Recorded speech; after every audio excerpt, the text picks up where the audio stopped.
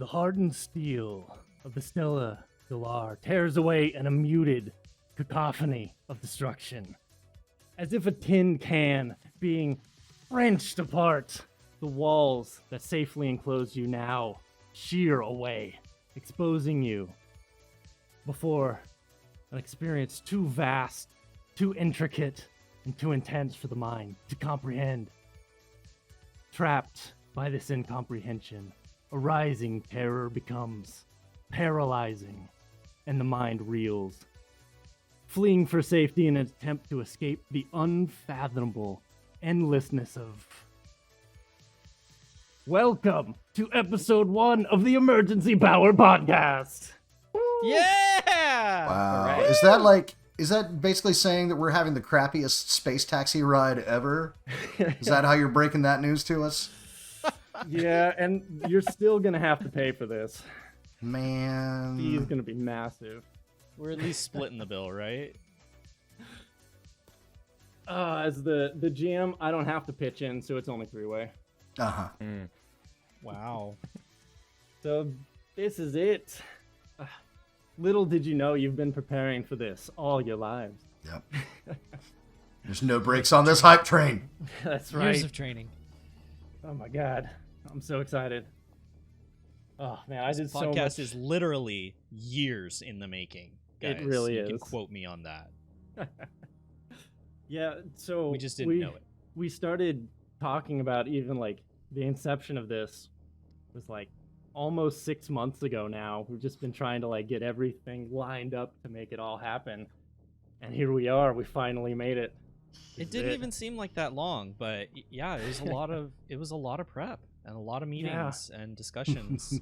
Yeah, I think that has to do with the fact that this is happening like in the height of Corona still. So all the days just kind of blend together. Yeah. That's very true. true. I don't even But, know what month it is. You know, we stayed out of 2020 just to be safe, because that just would have ruined it right off the bat. But it feels good now. It Yeah. feels like the world is ready for another Starfinder podcast and a homebrew one. Yes, I have written up so much good stuff for you guys. You don't even know. I'm so ready.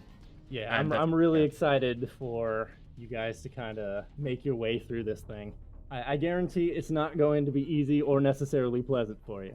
But hey, that's the point, Yes, right? an It's supposed to unpleasant be nice experience for of people RPG. to listen to, not for you guys to experience. I mean, that's been my experience with your games to date. It's like, can we have a single session where someone doesn't catch a disease? Is that possible? I cannot guarantee that in the slightest. Jeebus. I'm pretty sure I'm starting the game diseased, so yeah, the kinda, streak sorta. continues. Are you Your getting character named? has space rickets, and that's why I'm playing an SRO. Oh my god, yes. Okay, you know, don't talk too much about your characters right now, because you'll have time, and I'll definitely give you a minute there. But yeah, no, this is like I have like a little anxiety, but the second we hit that record button, it's like boom, here we go. You know, now it's go You got time, this, man. baby. Look, Yeah, no, it's good.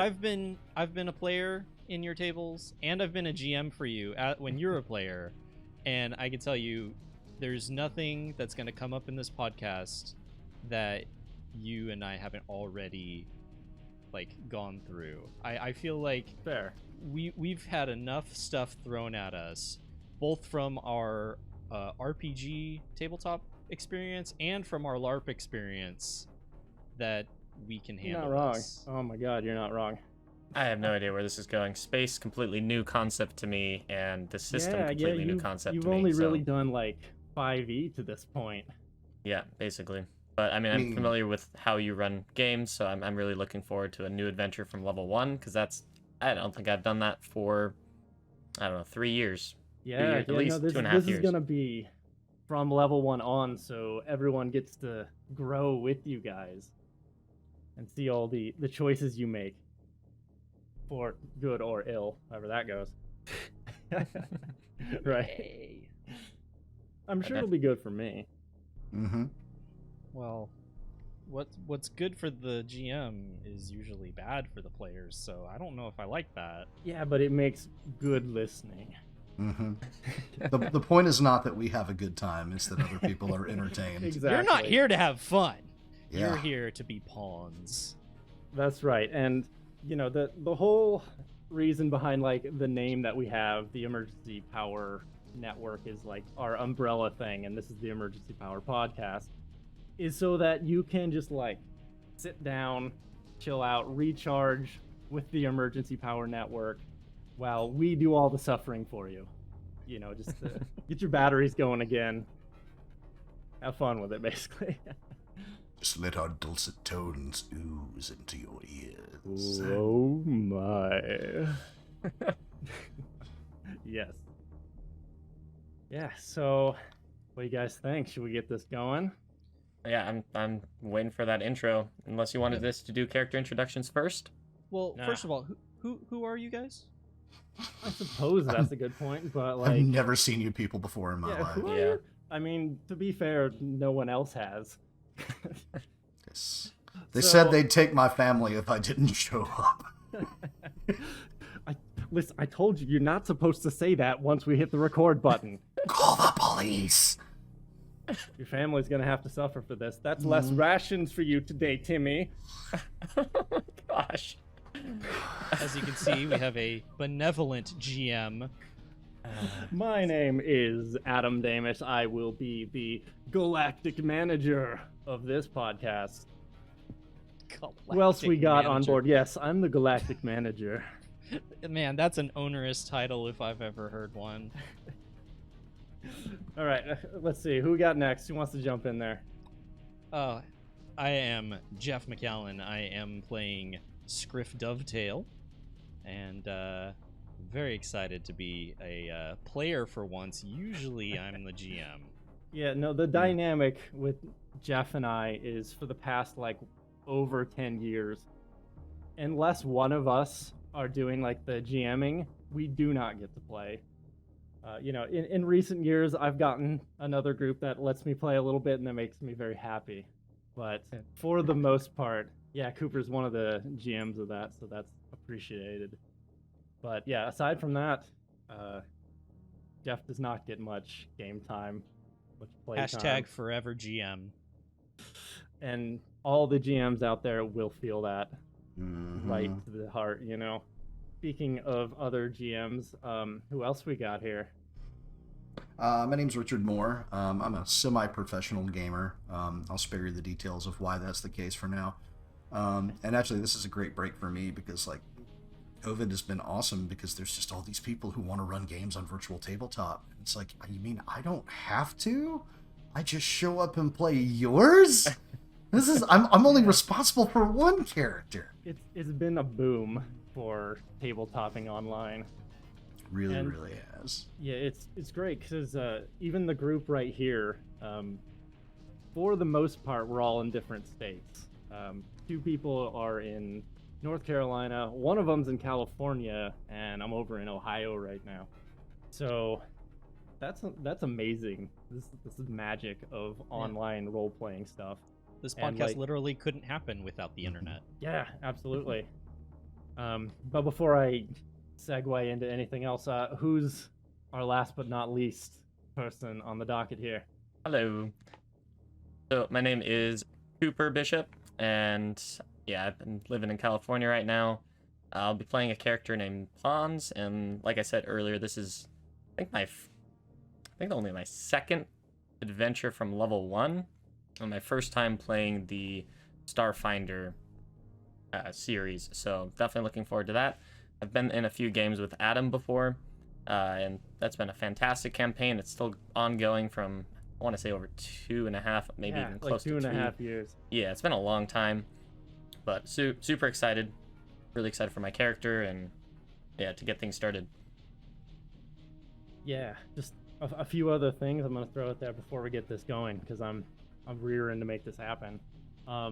Just to throw it out there, we're gonna be using Foundry Virtual Tabletop. They have a fantastic setup for Starfinder, and to keep refining it every time they do it, it just gets better. They added like all the starship mechanics last time, and oh, yes, thank you so much. Yeah. I actually really enjoyed going over that. I thought it was going to be nuts, but having like the Foundry here to kind of learn it made it so much easier. So that was really, really fun. Definitely. The Foundry module itself out of for Starfinder is all community driven. So big thank you to the developers who maintain that. So good, so good. I can't go to any other virtual tabletop anymore. I'm spoiled. This is not a sponsored podcast, by the way. No, it is not. No. If they felt like it. Anyways, yeah, so just a little bit up top. When it comes to like ruling, for the most part, we're gonna go by the book. If it's kind of a nebulous area, might mix it up a little bit. I like to tweak things as a GM, like sometimes monster stats or whatnot, I will kind of do my own thing. But for the most part, we're going to be on book, and if I make a change that the players definitely need to know about, I will let everyone know. But aside from that, it's going to be pretty straightforward. But I think that about covers all the list of things that need to be talked about before we get this thing going, so I think it's about that time. Let's do it. Let's Drumroll, do please. this. All right, everyone. Gather round the warm glow of the data pad. We're now going to begin our story through the homes of emergency power. We're going to start on Volume 1, Chapter 1, the Stella, Delar. Dropping out of faster-than-light travel, known as the Drift, appears a tan, mid-sized cargo ship.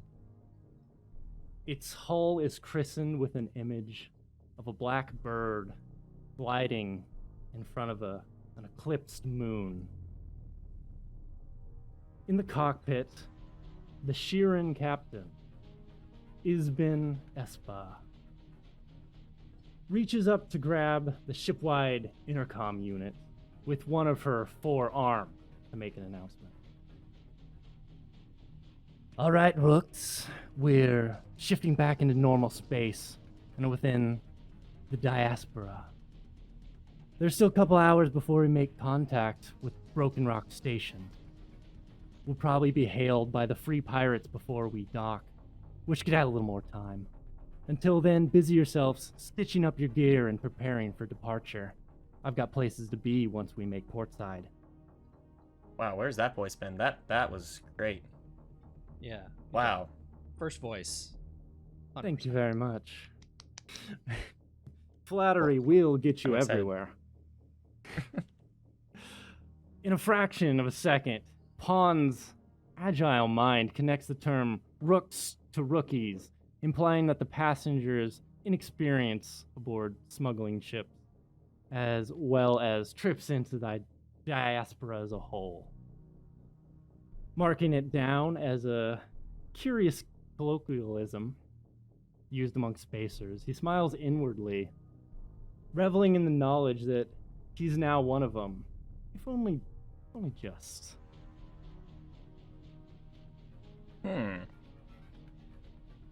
Spacer's shorthand is fascinatingly fluid language modification. He's now entering the diaspora, a solar system containing the scattered remnants of 2 planetary bodies that collided and shattered. Other contemplatives scarcely leave the relative safety of Fee City on Akaton, never to experience a place such as this. Thinking of home causes a sharp pang of remorse to pass through Pawn's frontal lobes. He attends to this pain by using powerful telepathy to massage his mind, soothing the neural pathways in a mental equivalent to rubbing one's forehead. Such a physical action is something his small, withered form cannot accomplish, since his body is a mere remnant of what it might have been in centuries past. I just see me like I'm like trying to scratch my head. I'm like, oh, my arms, they're too small, and I just go over to a wall and I'm like doing this, literally banging my Like a bear on a tree. against the wall. It's like, this is, I guess, what I'm reduced to. Okay. Long ago, contemplatives. Oh, yeah, I knew I was gonna mess that up on the first go. It's fine. Cut! Cut. No, we're rolling with it. Contemplatives abandon physical pursuits to delve endlessly into mentalics. It left their bodies small and frail, clinging to a massive, hyper-intelligent, exposed brain. What few possessions Pons retains float in a gentle arc towards him from all corners of the small room. The items arrange themselves in an efficient pattern within the backpack, held to him by a static cling field. It takes mere moments to accomplish this task, and leaves him plenty of time to wait in excited expectation for the adventure ahead. Now, Pons, why don't you give us a little look into your powerful mind? Well, like, what are you thinking in this moment as you're in transit to this Broken Rock station, a place known for like pirates, and it's got, like, its whole location is secret. What are you thinking right now? Probably first is a little bit freaked out, so I'm just going like, oh my god, okay. Am I really prepared for this? Yes. Okay, I think I am. So I have all my stuff. And just kind of in a slight panic, but then like reorganizing his thoughts and be like, okay, good, yeah, we're gonna be okay. So like the same thing he was doing with all the objects floating in the backpack, he's trying to do with everything inside his head too, just like get it all in order to make sure he's not gonna like have a panic attack and pass out in the middle of it. Yeah, basically. Excellent. You want me to describe the look of him at all, or Not yet. we're gonna wait for that? Okay. Yeah, okay. just hold on. We'll get to that. The room rocks violently all around Pons. You know, he's floating in the middle of it, but the rest of it's going all over the place. So I'm actually doing fine. It's just been like, Yeah, well, that's not pleasant. It was a Star Trek style Yes. ship. Yes. Where they exactly. shifted We their just seats shook while the camera Absolutely. So why Jonathan Recker makes the big bucks. Jonathan Frakes, excuse me. Gotta get that right. If you're gonna ref, you gotta ref correct. I mean, they've melded into one person. I'd Sorry. watch that show. Oh, so this, as the room shakes around you, it kind of like brings you into a sudden awareness of present danger. Impact alarms assault your senses as the speaker overhead blares into life once more. The captain's voice is strained and agitated as they say over the intercom, "We're being fired upon. I think it was a warning shot. They aren't accepting my codes, and they keep signaling for us to surrender. They're acting like pirates for sure, but not free pirates. Not free pirates of the Broken Rock. I think they're rogues. I'm revving up the drift drive in case we need to make a quick exit. Brace for impact. Brace for a jump. Just brace for anything." I'm gonna first kind of grab my head and then just be like, oh no, and then I'm gonna try to find like a crate or something to hide myself in, just whatever I can find. So you just find like a foot locker and just kind of like put yourself in it, telepathically close the lid, you know. Slowly lower down into it. The intercom cuts off with an electric snap of a dying speaker as a small Yusoki hurries to jam scattered pieces of tech and tools into his backpack. He would have fixed the speaker, if only to save himself from the crackle it made, but He'd gotten too engrossed in his work. Now there wasn't time, and it didn't matter anyways, since he could practically smell his luck turning sour with his keen rodent senses. This do give me the mal sensaloda. He mutters to himself as the door to his cabin slides open, revealing a sentient robotic organism, or SRO for short. The clean, smooth lines of the SRO's white frame juxtaposing it against the crude metal of the ship's corridor. Master Scriff, my protective protocols are fully engaged. I'll escort you to the escape pods in preparation for a safe egress. We'll retrieve Master Pons on the way as well. If you please follow me, sir. Scriff, without even looking up, addresses the SRO. 5E, get the tools there. I need them for me. As the ship shudders for a second time, the SRO is thrown back into the hallway. Just then, the captain shouts over the intercom. I'm laughing because this is like a podcast, and like everyone just reacted in like a flying backwards motion, and then proceeded to say nothing about it. Hey. We heard the rumbling. The video people are gonna love that. There was shuffling. You heard the squeaks of the desk chairs, like. So everyone's thrown back just as the captain shouts over the intercom, "We're skipping the drift, hold on!" The mechanic, Yosoki's whiskers bristle for a moment, as if in response to the drift engine shunting them into another plane of existence. Just as the ship shutters its third and final impact. Now we're gonna pause it here for just a moment, because I have a question or two for Scriff. Now, Scriff, you're this small, humanoid, mouse-like creature, and you're in this ship under siege in the middle of this diaspora. So, like, where are you at, kind of emotionally? What are you feeling? And, like, what do you think's gonna happen? This is a totally new situation for Scriff. Like, not being in a starship, but being in a place of danger. He isn't used to that. He's had a typical, like, 9-to-5 type job for a long time, and then eventually went out on his own, and now is kind of forced into this in order to get some money to continue some projects that he's got, which we'll get into later. So yeah, he's kind of like down to his last few credits, right?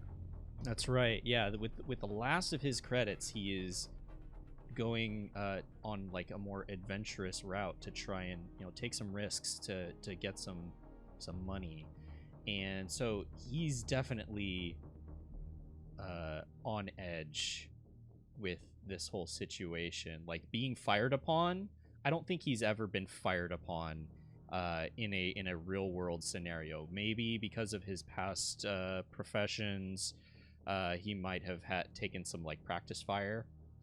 Sure. But it was all like on a firing range with controlled situations. So this is terrifying. Gotcha. So he's like just trying to get all his stuff together, and it's like, oh no. His heart's racing. No. His heart's racing. He's if it's like the first time you go on a commercial airliner, if you've never flown before and you get on an airliner, like you're ready for anything, but you don't know what to expect, but you're just holding on. And yeah, don't you just hate listening when to you're whatever in a instructions they give you? So you're in a someone commercial throwing up in the airline, background. and then ships come by and just like start attacking you. I hate when that happens. So there's this like weird vertical launch. You're like, wow, that's steeper than I expected. And then there's a person just going, "Ugh," and then you realize, oh, that's my mom. Oh, Sadly, a fairly large oversight in the ship is there's no bags to like sick up into in case it goes that way. not sure what would happen Oh no. to Pons Okay. if he got space sick. Well, You're like an provided there's inner gravity, it's balance not or too bad. something. If there's no gravity, it's so much worse. Oh. Okay, so gotcha. Now, the hardened steel of the Stella Delar tears away in a muted cacophony of destruction. Might remember this part. As if a tin can being wrenched apart. The walls that safely enclosed you now shear away, exposing before you an experience too vast, too intricate, and too intense for the mind to comprehend. Trapped by this incomprehension, a rising terror becomes paralyzing, and your mind reels. Fleeing for safety in its attempts to escape the unfathomable endlessness of the enveloping drift. Scriff's vision blurs and blackens as the screeching silence fades away, and a memory just flits through your mind in this encroaching blackness. And what we see is a young Yosoki, bristling golden fur, a wild look in his eyes, standing on top of a crimson-colored couch, just covered in dozens of bite marks from small, sharp, pointy teeth. Peering down from his pedestal, he doesn't seem to see the litter of newborn Yosoki in an overcrowded apartment. Instead, a sea of cheering, die-hard fans in a stadium rises before him. All come to bear witness to his triumphant return to the ring as defending Titan weight champion of the Robo Wrestling Federation. Oh!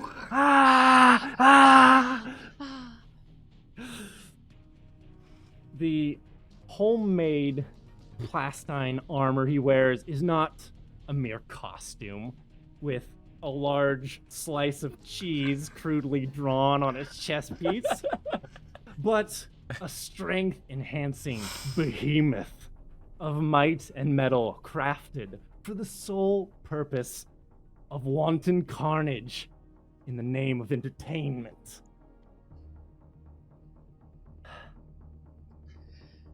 The championship belt shall never be torn from my chassis, sinister sister.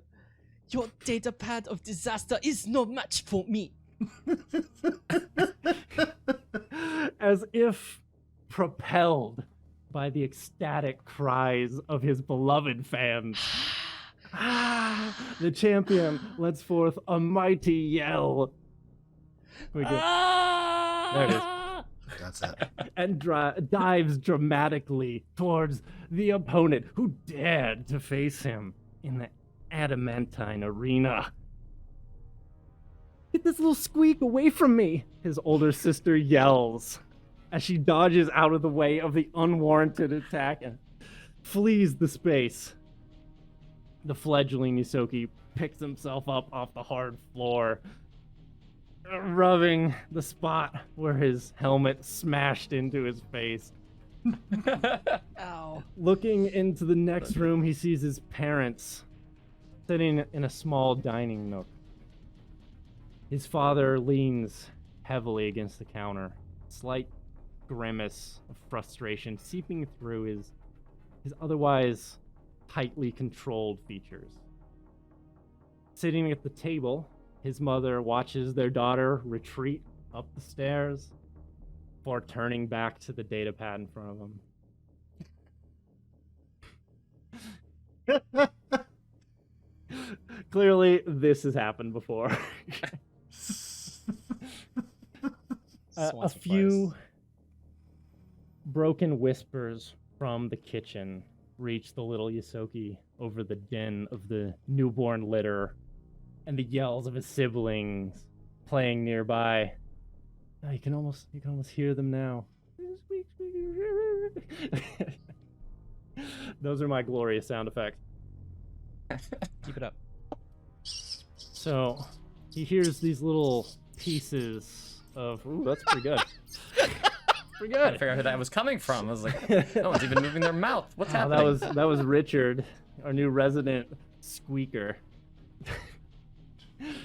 Or a new But, sound box. That'd be great. from the kitchen, you can hear like little bits and pieces of the conversation going on over this racket.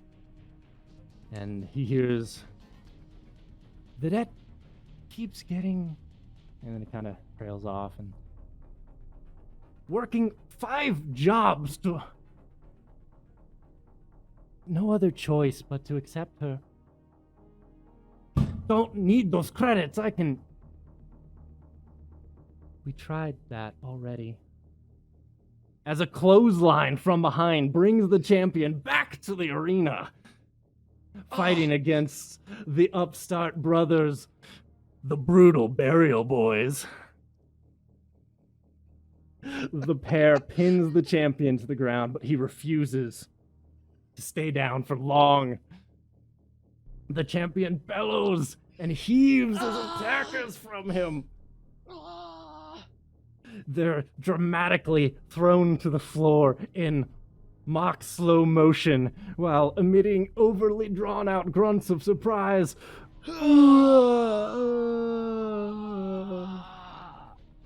And in a voice of professional announcer, our hero intones, Oh, it looks like he's going to go for the cheddar chokehold. You gotta be kidding me. I knew it was coming, but the delivery made me so happy.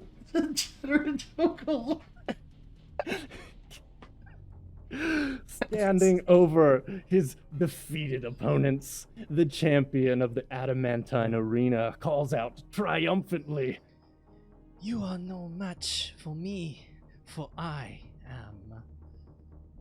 as the audience screams his name in unison. We're pulled back to here and now. Before losing grip on consciousness, Scriff emits a short little chuckle and mutters to himself, The big cheese.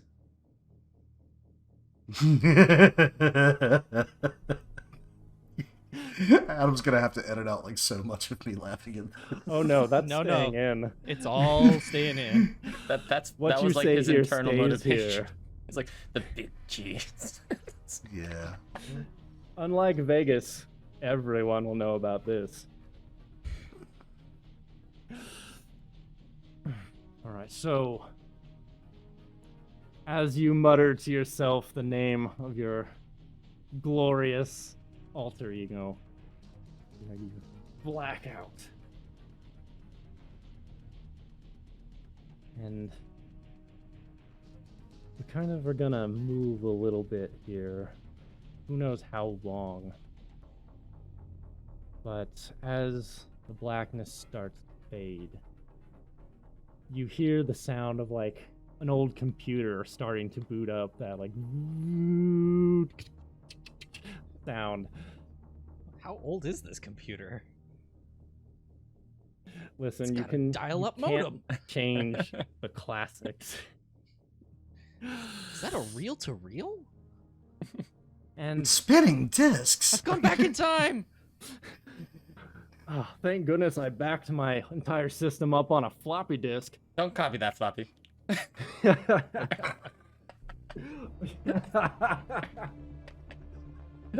I was waiting for that. Oh God. It We was made gonna it happen. one episode, folks. We made it Yep. one episode. We're done. That's All right. Thanks, everybody. We're done here. No. Because what we see is kind of like the startup on a screen. And it reads, system shut down improperly, rebooting into safe mode, restoring to previous save state, assimilating excess modules, processing, core functions online, sensory unit online, gross motor functions online. And then just a procession of line after line as the systems of SRO model number NR-5E come back online. They begin to take in their surroundings as the system boots up. They realize they're laying on solid ground and looking up into an intensely blue sky, blotted out by smoke filling the area. The remains of a ship lie adjacent to them, and it's engulfed in flames, roaring, probably a little too close to where 5E is laying. His sensors dim a little bit as he looks from the wreckage towards the star that's shining down on them. Its solar radiation registers as a B-class star with an intense heat and a white-blue hue that's just flooding everywhere you can see, which granted isn't far because of all the smoke that is filling the area. 4 moons overlap one another overhead, looking as if a pillar into the sky through these plumes of smoke. Now, as you take this area in R5E, you just found yourself seemingly planet-side after you were traveling aboard the Stella Delar. Feels like just moments ago. What processes are going through your head right now? Like, are you trying to assimilate what happened, or do you have more urgent concerns? Like, where are you at? Let's see. Probably attempting to triangulate our position by using what stellar bodies he can observe with visual input. Cross-referencing that with several star maps and seeing if he can determine at least what system we're in, if not the exact coordinates and planet. Meanwhile, running internal diagnostics, checking kernel compile, retrieving memory banks, restoring data log, re-engaging protective subroutines. Who's kernel compile?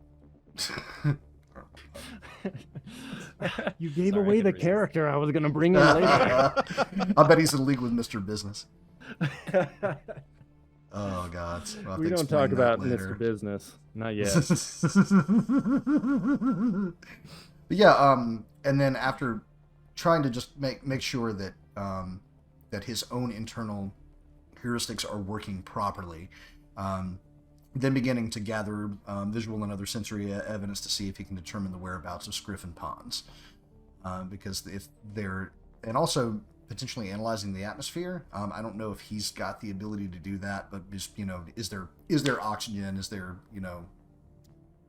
is the temperature too harsh for them to be able to survive? What precautions is he going to need to take to make sure that they survive if and when he finds them? Absolutely. So I'll definitely have you do some rolls in just a minute here for some of that. But, just standing up in R5E and running these system diagnostics, you discover you suffered some minor artificial damage. You've got a few dings and dents, but nothing that you can't deal with. But on the whole, you're intact. It's just then that a shot rings out from nearby, along with the sound of approaching footsteps. They sound hurried.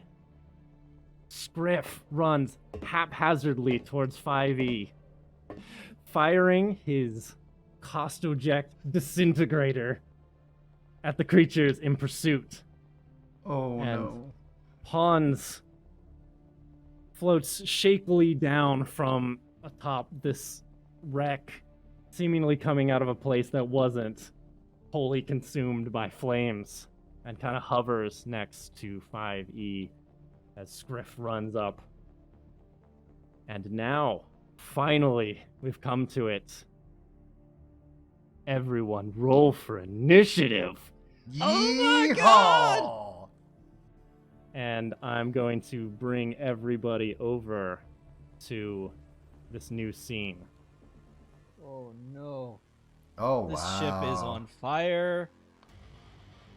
I like the animated flames, though. That's so neat.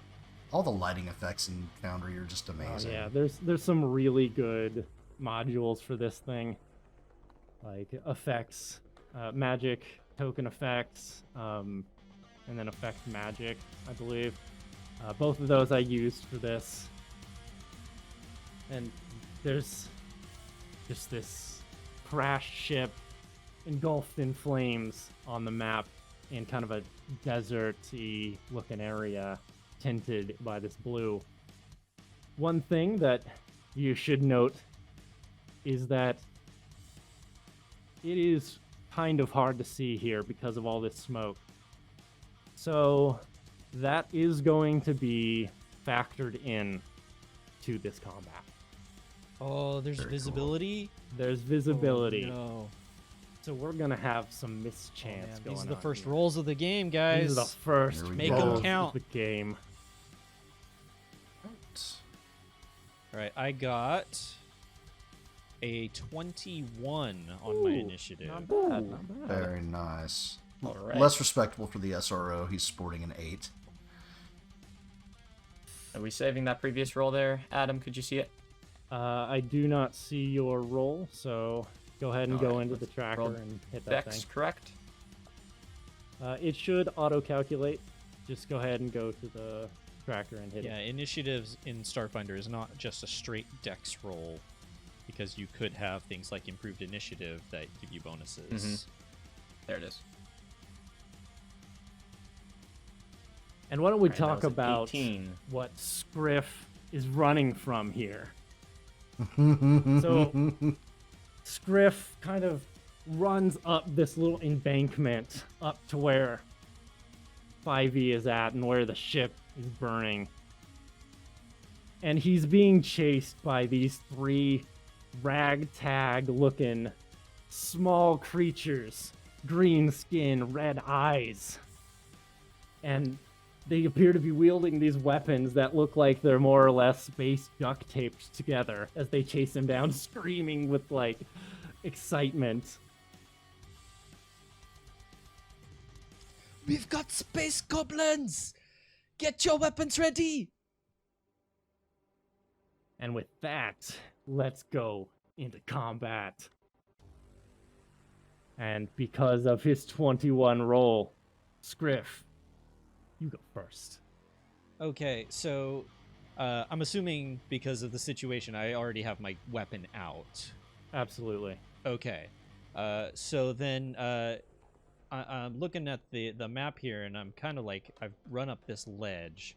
Is this ledge providing me with any kind of cover?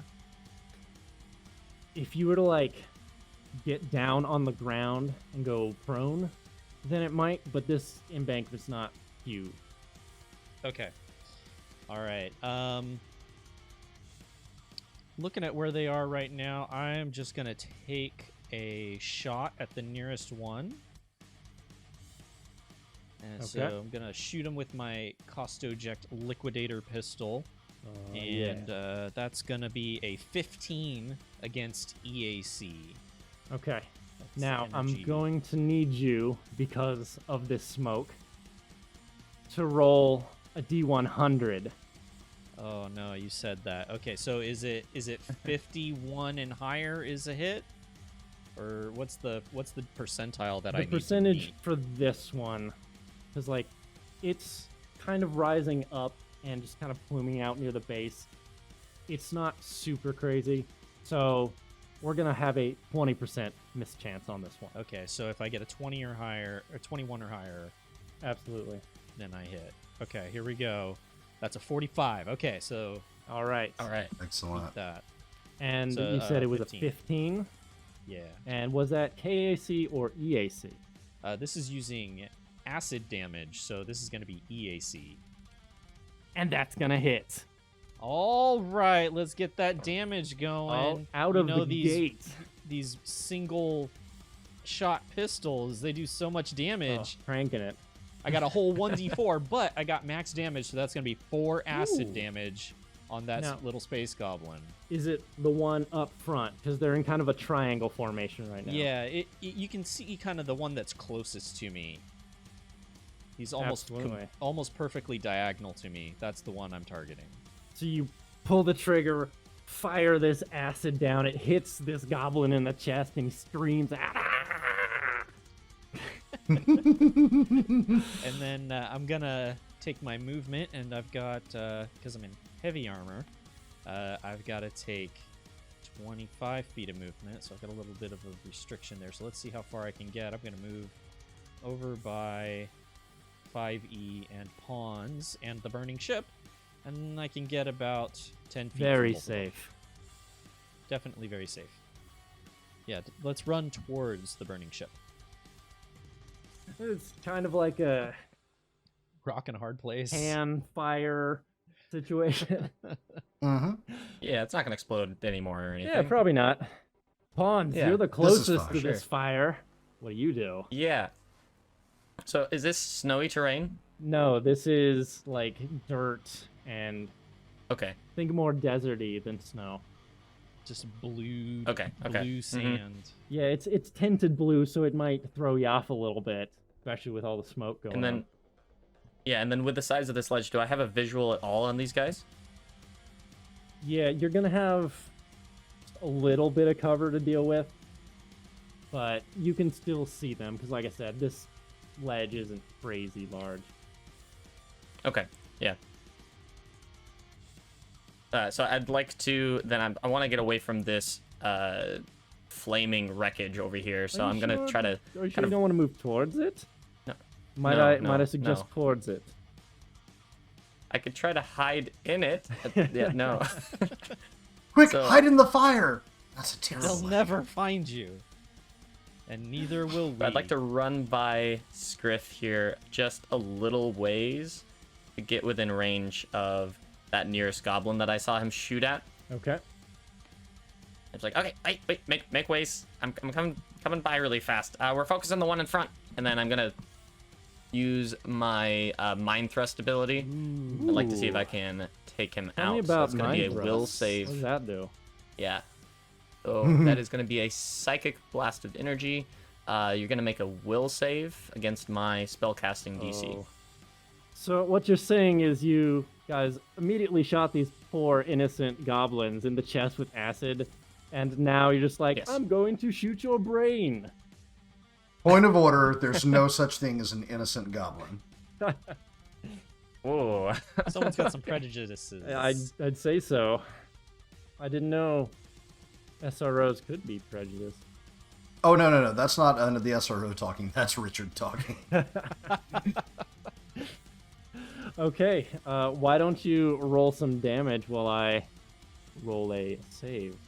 What kind of save are we looking at, and what's the DC? It's a will save, and I believe the DC was 12. If you 12? pop it up into the Uh, chat, it will. It should tell you the DC. Oh yeah, I'm 14, seeing a 14 sorry, in 14. there. Much better than Yep, 12. there we go. Awesome.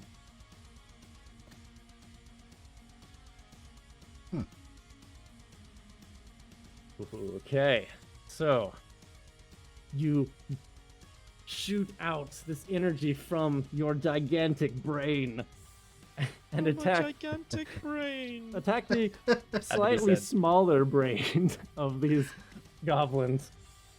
Now, how much damage did you get on that? So out of 2d10, that was going to be 8 damage Okay, if they failed. it's respectable. It's respectable. I just Now this love goblin- how the generic, like the default art for space goblins in Starfinder is like these.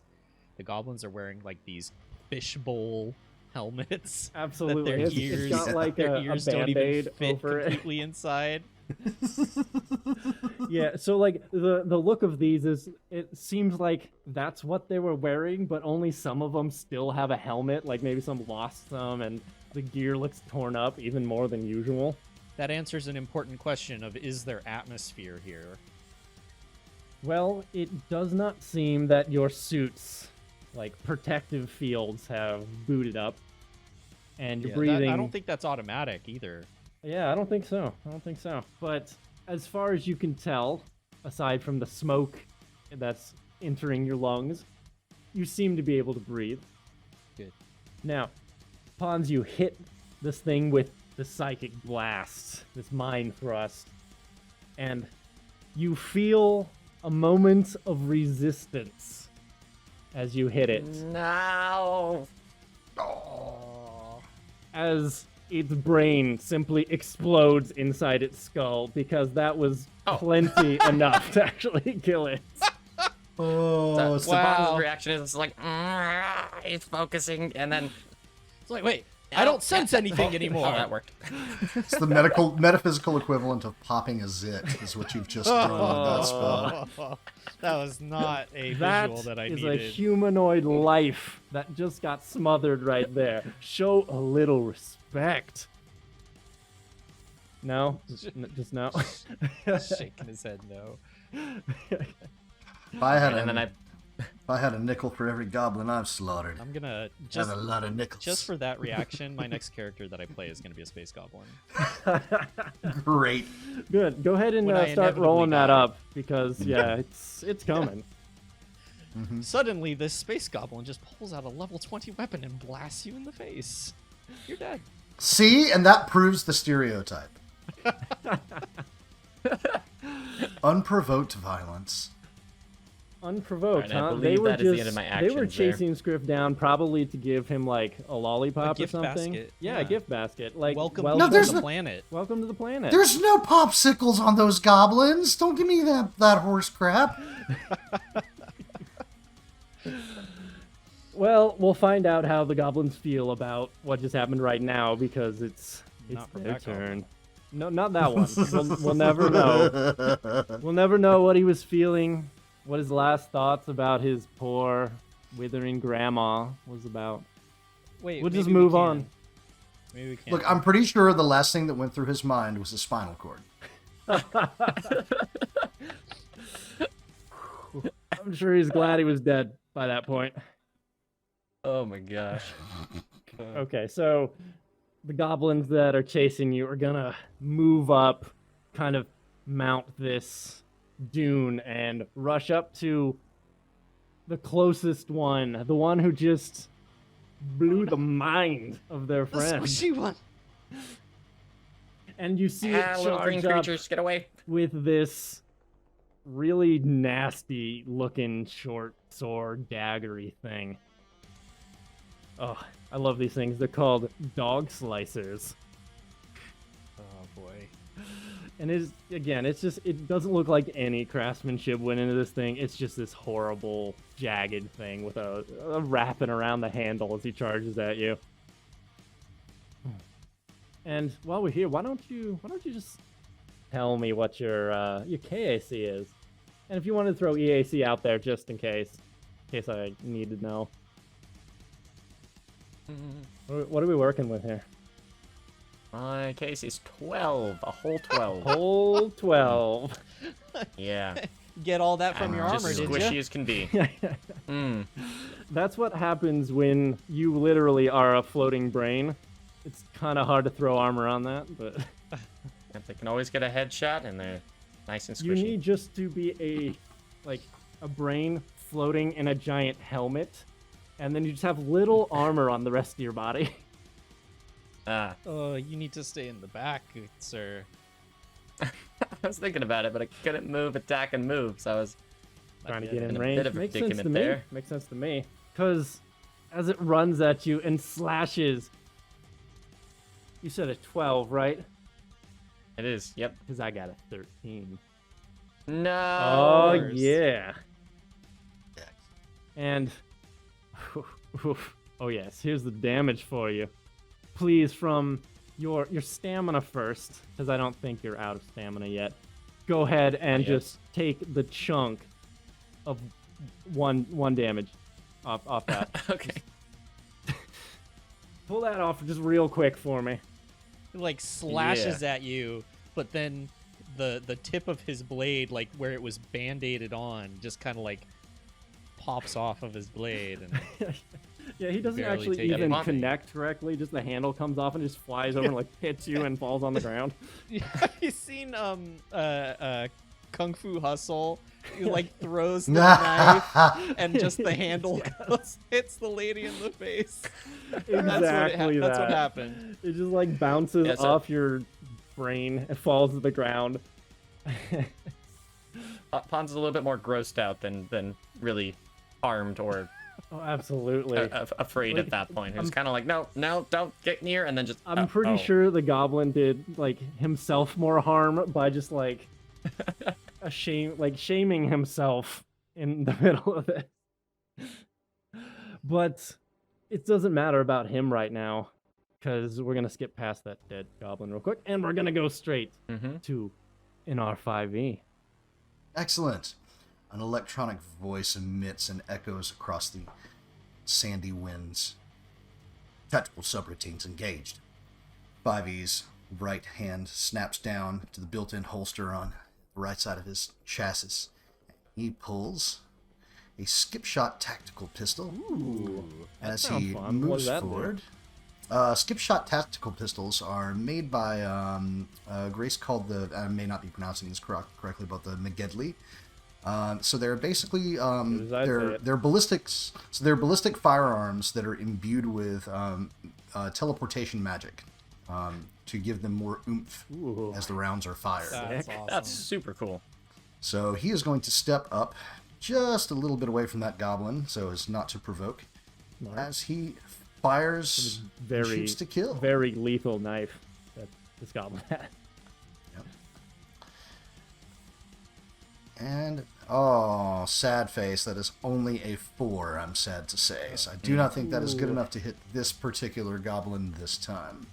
But nonetheless, he has moved up and engaged and is ready to help shield pawns from the onslaught of goblin-y doom. Probably a good plan. You know, Pawn's obviously showing off his casting ability. You seem like you've got a little bit more frontline ability. So Yeah, definitely gonna want him are to stay in front of you me. more of a gunfighter? You more of a melee kind of robot? Like, what's your main deal here? Oh, kind of half and half. So in R5E is statted up as an operative. Ooh. And You he's monkeys. got, he's got some melee abilities, but also is very comfortable with wielding both lethal and non-lethal weapons. He was actually designed to be both a caretaker for children, as well as a bodyguard. He'd be the type of robot that a noble or a very wealthy family might hire to act as like a nanny, a tutor, and a bodyguard for their children. So, it occurs to me that I did not give you guys an actual time to kind of talk about what your characters. I was gonna, like, what they look like. I was gonna do that Okay, as it we got get to it. around to your turn, but I got too excited about goblins coming to murder all of you. So, as it Understandable. as it comes back around to your characters, I'll have you guys kind of talk about what you look like and kind of the feel of your characters, you know. But Cool. right now, Okay. this goblin who's in the back watched one of his friends just fall face first into the dirt. The other one What runs face? up. I said his Sorry. mind blew, not his face.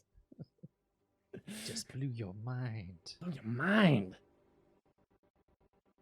And this goblin is going to screech out in this horrible sound as he, like, it's not necessarily rage at you guys. It seems like he almost turns around back towards where you guys came from and makes this screeching noise. And then he's going to run up this little embankment and try to get closer to his friend.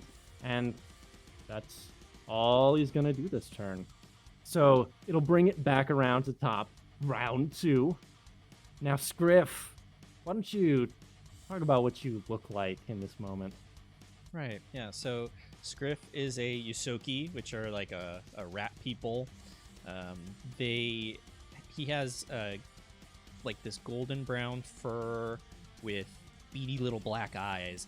He has a set of like welder's goggles on his head, like just hanging out, and he's wearing a suit of this heavy armor. But it doesn't look like any heavy armor that you would buy in the store. It looks more like he cobbled this together himself. Ooh, There's we're talking like custom job. it is a custom armor because he is an experimental armor mechanic. Oh, nice. And so like the armor has these hammer dings from where he's been beating it into shape, and these loose wires that are running all over it in various colors. Like he just stripped them out of a ship and hooked them up, like whatever spare wires he could find. On his left arm, he has like this big data pad that kind of takes up his whole forearm, and he's obviously holding that Cosoject Liquidator pistol. So Scriff Very nice. is going to Like that description. Oh, thank you. Scriff, seeing that Pawns is in trouble, though, is going to say, "Pawns, get back!" And he's going to move up to this goblin that is in melee range of Pawns.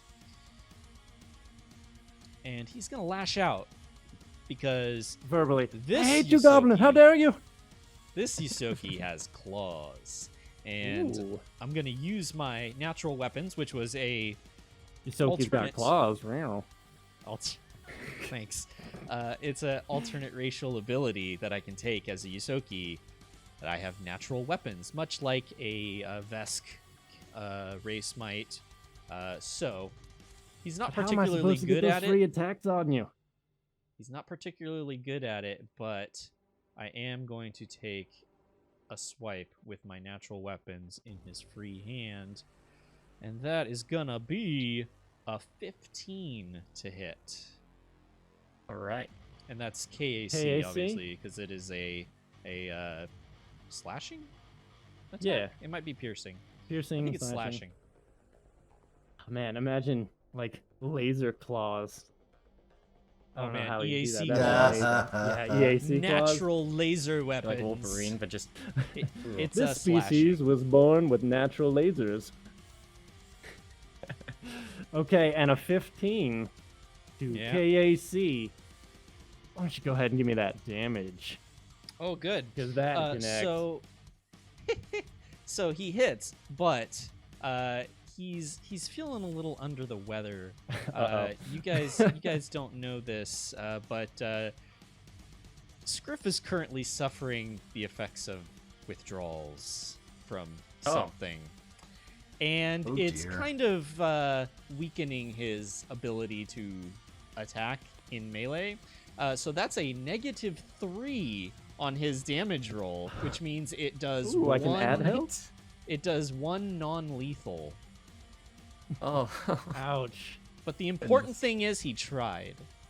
He gave it his maximum. He just ran up and just goes, and like limp wrists and just like hits this goblin who just kind of like looks up at him and like shakes his head, no longer feeling ashamed that he messed up so badly when attacking pawns. He's like, wow, really? Okay. Yep. You just Yeah, hear this so I've- goblin like, I've got a natural -1 to strength, and then because I am currently in the weakened stage of addiction, I have a -2 to my damage rolls. yeah, because So- you guys had a little bit of adventure before this podcast got started. Some things happened that we might hear about later. But I'll go Yeah, ahead. that's- I'll go ahead and put 1 off of that hit point total. Yeah, it's non-lethal. non-lethal. Non-lethal. We're trying to take him alive, right? Clearly, because that's not lethal. Pawns. You see Griff run up and just like, what do you do? So Pons is. You want me to describe the look of him a little bit? Yeah, absolutely. Tell me about this Okay. creature. Yeah. So usually, Pons has a boombox kind of speaker system on his head that he may have stolen from a music festival at some point. Is that like But, reverse headphones? Ye- yes. That's great. And then, since there's not really a good spot for his backpack, it's just kind of like on the back side of his head, and it's just chilling there. Just like stuck on. Yeah, it's like strapped a little bit around where his shoulders would Yeah. be, but it looks kind of like a It's hat. got like a static clean still. feel, just like sticking it to the back of your brain. Mm. And then his body is they don't have a mouth. Contemplatives don't have a mouth, but his body is withered even more so than other Wait, contemplatives. don't they?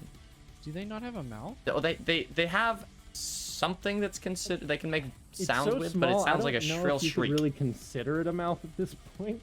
Can you eat? Yeah. How do you eat? Oh, that's a good point. I don't know. Very carefully. Teeny I'm sure tiny bits. there's at a probably some sort of time. opening because like the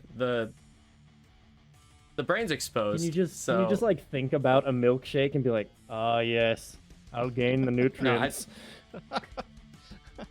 I was imagined as some sort of like pocket underneath the brain, kind of where the main body is, and that's kind of how that would have to work. Okay, Because interesting.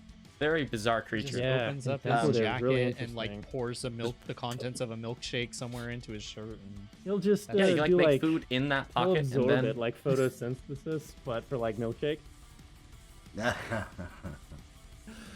so anyways, his body is kind of like these wound neurons, almost made into like a ropey look, and Interesting.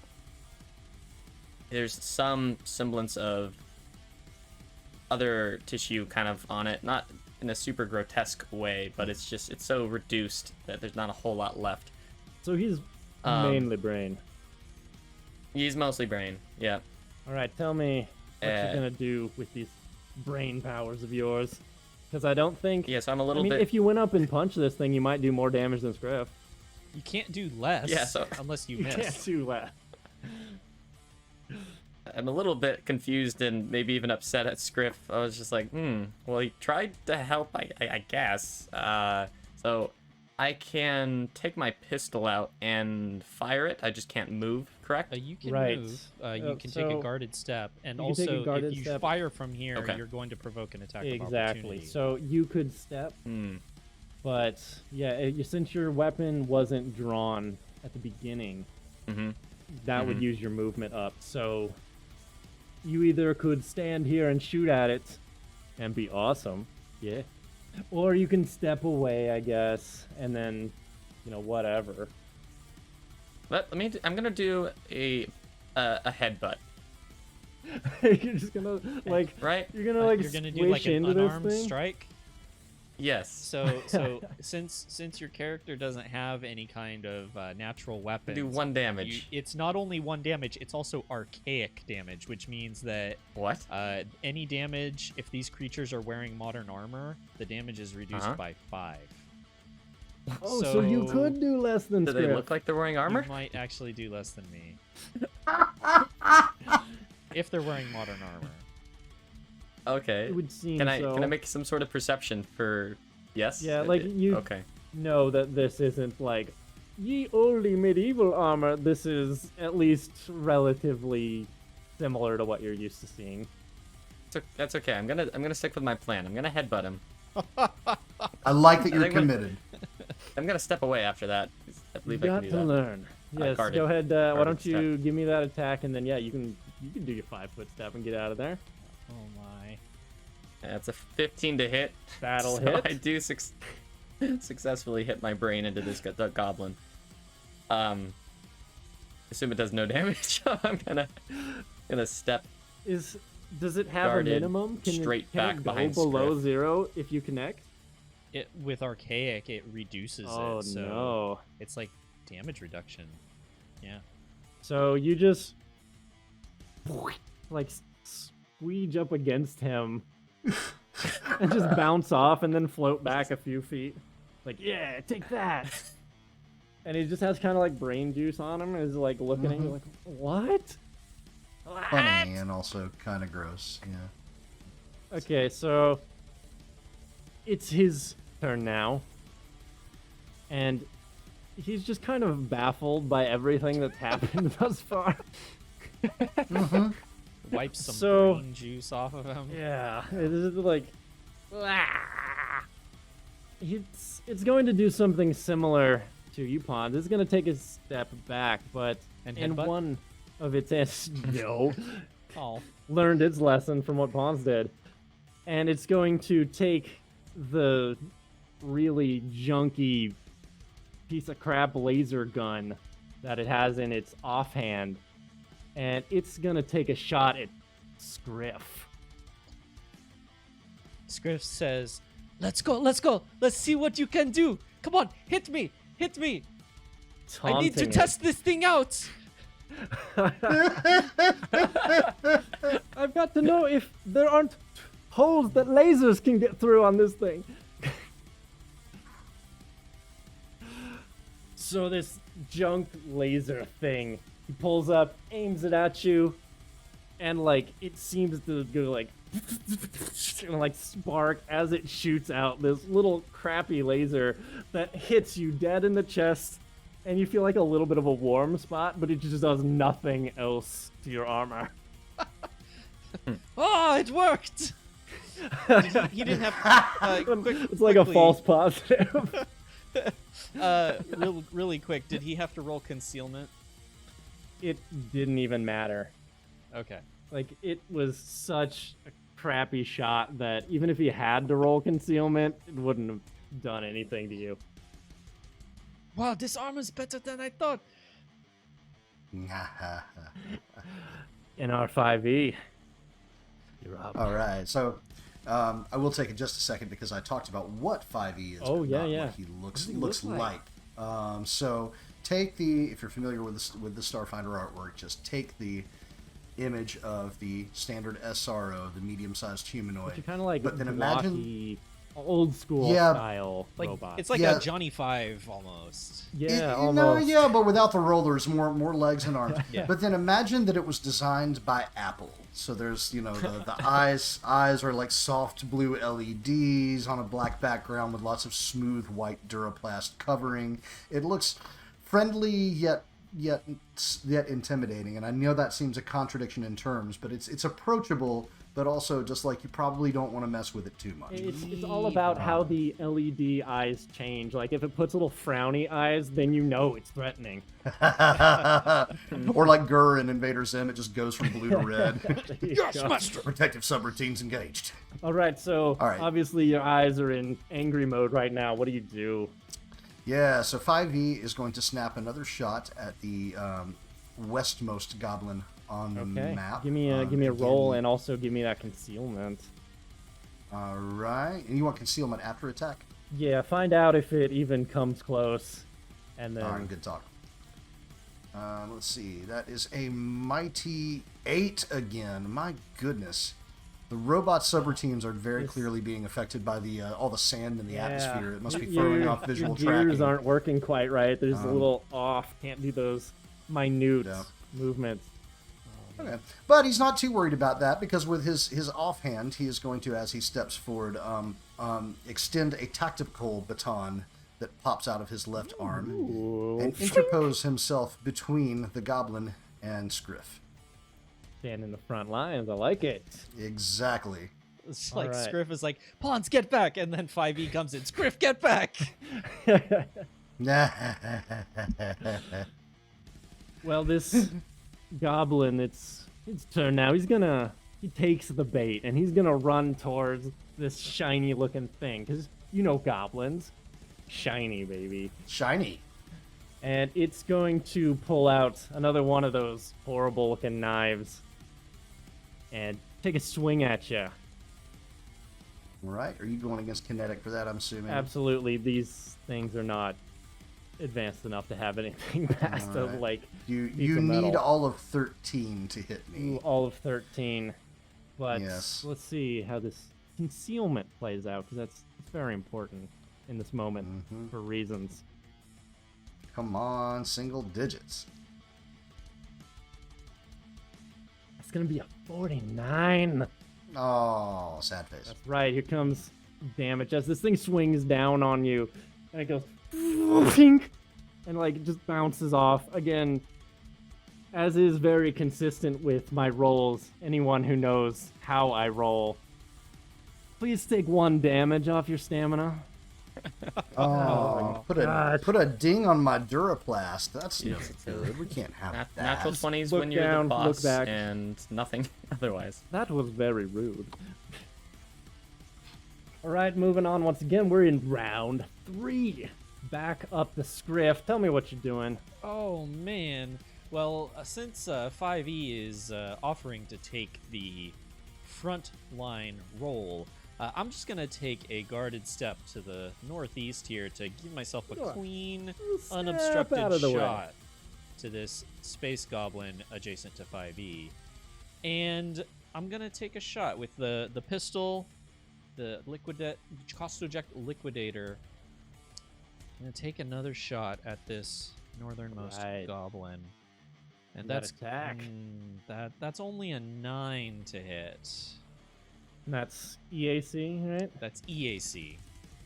So you pull out your gun, and just as you do, like a little ember gets in your eye, like ah! And just shoot wildly into the air. It doesn't come anywhere close to this guy. Like watching stormtroopers shoot at each other. Like, at least you guys kind of have the excuse that the smoke's in your eyes. Stormtroopers have no excuse. I didn't even get to that point. I didn't even get to roll my concealment yet. That would probably be another Right. build. All right, pawns. Yeah, how's that? How's the ship looking? Is this fire just fully ablaze still? Yeah, it's still going pretty hard. It, like, if you wanted to give me like a perception check, maybe you could determine it's a little more, a little less. Yeah, let me do that really fast.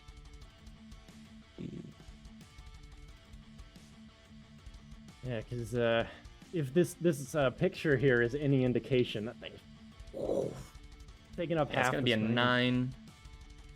9 on perception. 9 on perception. It's hard to tell with fire. Fire's just kind of moving around all the time. You can't really see if it's more or less. Yeah, so Pons was thinking, like, is there another place I could take cover just to keep my distance this time? Seeing that there's not Not a really. great place to go towards, gonna focus on just eliminating the All right. What are you gonna do? How are you closest gonna- goblin how are you here. gonna attack this goblin this time, Pond. like save some spells, and let's go for the semi-auto pistol. Oh yeah. That is Got gonna that out be this time. an attack roll. So it just kind of like floats out and just like aims in the general direction of this little goblin. And is this special? Like, is it a teleporting pistol like 5e's got, or what is you shooting with? This is the most basic pistol, as it's not what I usually would rely on. But in this circumstance, it does make a little bit of sense. Okay. Now, What was the roll? Yeah. What's the roll? Yeah, it was a 14 to hit with that one. Ooh, okay. Now the all-important concealment roll. That D-hundo. Okay. I'm almost thinking. That was a 1 No! for, Oh, for the no. concealment. Saddest of sad faces. Wow. Oh no! If only you had Only done really that work on your on nat extremes with 20, those. or like sorry, on your D20. I'm so disappointed. But a Maybe we 1. should go for guaranteed hit. Just waste those spell slots, man. Yeah, maybe so. Hopefully there's no other life forms on this Who knows? planet that we crashed on. Yeah. So you pull it up, and just like it's waving around using the telekinesis and just like pointing in random directions. And you fire when you think you're close, and it fires and hits like right next to 5e. Its foot is like. Oh, whoops. Ow. Okay, I'm gonna stick to other things then. Master Pons, please recalibrate your aiming. Yeah, we'll do. All right, this goblin is right up on 5e. He sees it like shoot right next to his foot too. Kind of looks down, looks up at 5e, looks over at Pons, and then goes the whale on 5e with this dog slicer. You stepped right in front of him. You're shiny. What can what could a humble goblin do? I would expect nothing less. So he comes up at you, swings this thing, and you bat it away with just the ease and grace of robot kind. Just that's no. Just knock it out of the way. Not today, Shorty. And as it attacks you, what do you do about this? Oh, well, I'm going to have to retort, I think, and I'm going to bash it with a tactical baton. Before that, though, I'm going to attempt a trick attack with sense motive, see if I can pick up on what his next move is going to be. First trick attack. Yes, because I remembered that that's a thing I can do. That's pretty good. I think that's actually supposed to be 4 higher than that because of my detective background. So that's actually a 24, and the DC is 20 plus the target CR. 20 plus CR. Goblins All right. are mighty, glorious opponents with a CR to rival titans themselves of one third. So That's this goblin is tricked by this movement you do as you analyze it. Now give him the treat. Excellent. All right, and then slipping in, Here's the hoping to trick, slip now beneath the his guard. Here's the treat. Let's see. The tactical baton is going to hit a 13 KAC. Okay, respectable. He's and flat-footed I'm because of the trick attack, right? Yeah, He absolutely. is.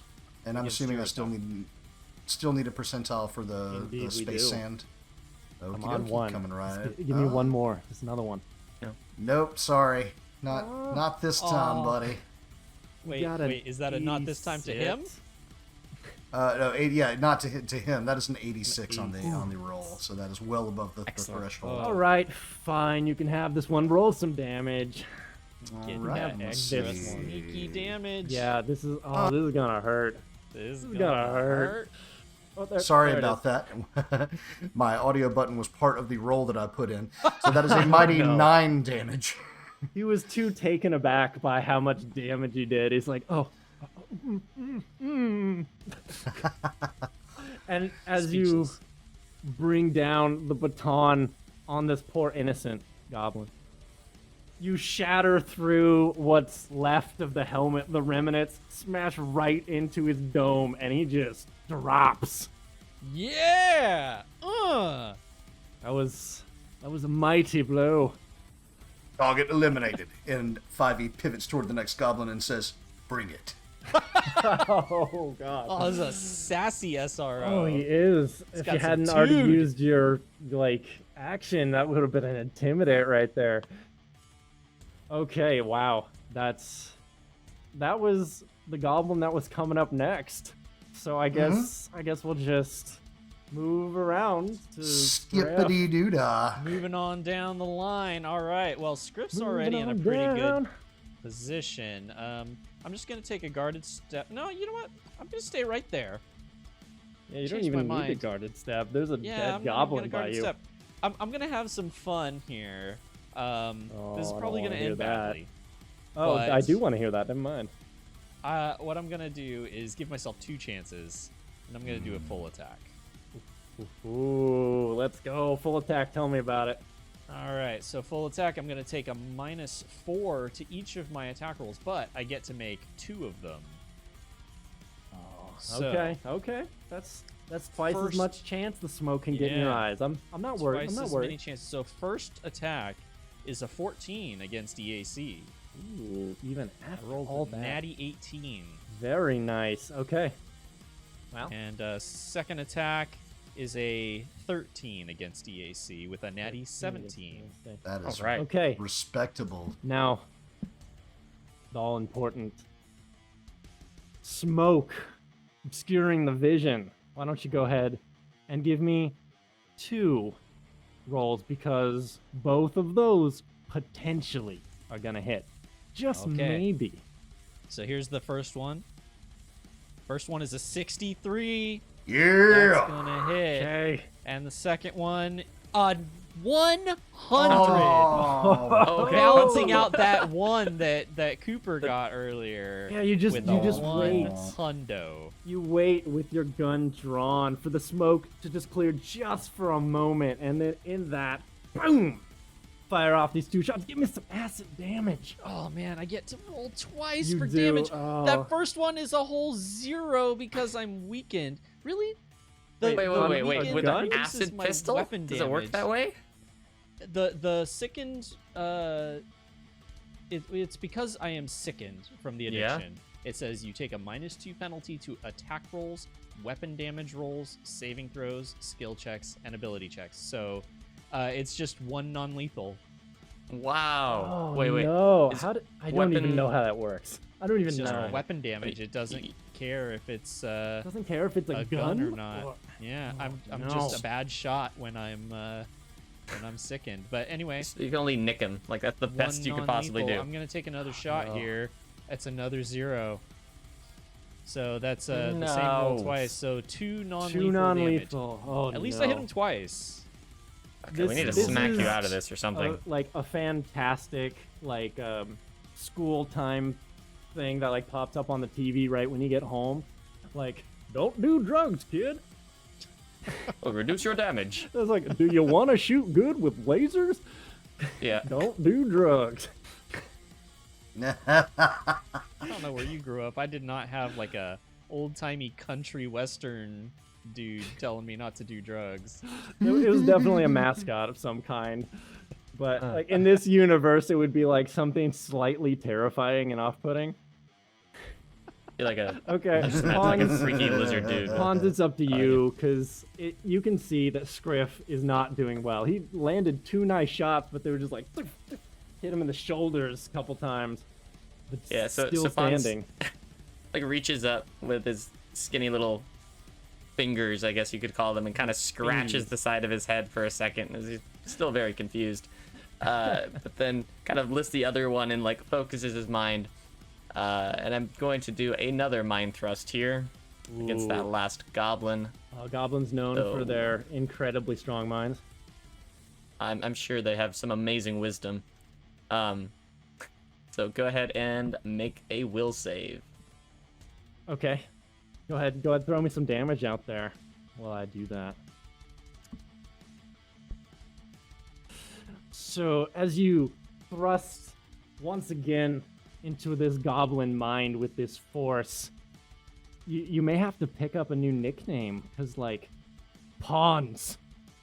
Space Goblin Slayer sounds pretty good as this thing falls face first into the ground. Dead. Man, did he have like 1 health left? He had 2 big bad health points. So, like, a even 9 I didn't damage even total bother there. rolling that save because your minimum damage would have killed him. Yeah. That's pretty great, though. So Fonz is just gonna kind of like chuckle to himself for a second. My poor space goblins. Okay. As you drop this space goblin, why doesn't everyone go ahead and give me a perception roll? Because like the smoke just kind of starts to move away. The wind changes directions a bit. 5e drops at 23 perception. It's gonna be a 14. Scriff coming in with a natural 1 for a 3. Ooh, coming in hot. So this is mainly gonna be what you see, 5e, but you know you're all gonna get a little bit of perspective of the area, right? As you look around, you see there's a desert that you're kind of in. Off in the distance, you can see the strange jutting shapes from the ground that looks like it could be buildings of some kind. It's hard to say because the smoke is still kind of in the way. And you look around, and the first thing you notice as you really take stock of the immediate surroundings is there's this shiny metal panel just protruding from the dirt nearby. And On it, there's a symbol that you recognize, and it's the nose art of what looks like the ship nearby, a black bird flying in front of this crescent moon, confirming that the horrible burning wreck next to you is in fact the ship that you had been on, the Stella Delar. And very importantly is that her captain is nowhere to be seen. Secondly, looking atop the Stella Delar, its hulk dominating the immediate area, you see within the raging inferno the outline of a humanoid figure. As if a trick of the flames or mirage, it vanishes instantly. However, one detail sticks in your mind as you come to a sickening realization. The silhouette was holding, ever so delicately, a severed arm. What is happening? Oh, End of gosh. chapter 1. What? You're gonna end Okay. it right there? I'm Oh, gonna man, end no, it I need right answers. there. I need answers. Why is he having an arm? Why is he pulling a Terminator? What is going on? Just have to wait. You'll have to You'll wait just till have next to wait time. until chapter 2. I don't even know where we are. Oh. Oh, Adam's the worst. Yay. Thank you. It's what I've always wanted to be. Oh, bye everybody. Good stuff. Awesome thank first you episode, for listening kids. to episode 1 of the Emergency Power Podcast. We'll see you next time. Don't be afraid. Come back and see us again. When your batteries are low, we'll be here.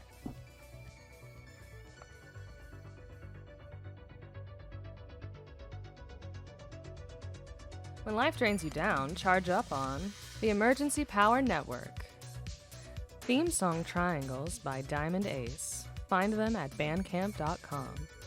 Music provided by Nicholas Judy of Dark Fantasy Studio at darkfantasystudio.com and Tabletop Audio. Find them at tabletopaudio.com. Font Azonics by Mixo. Find them on Twitter at MixoFX. Narrated by Danny Lee Collins.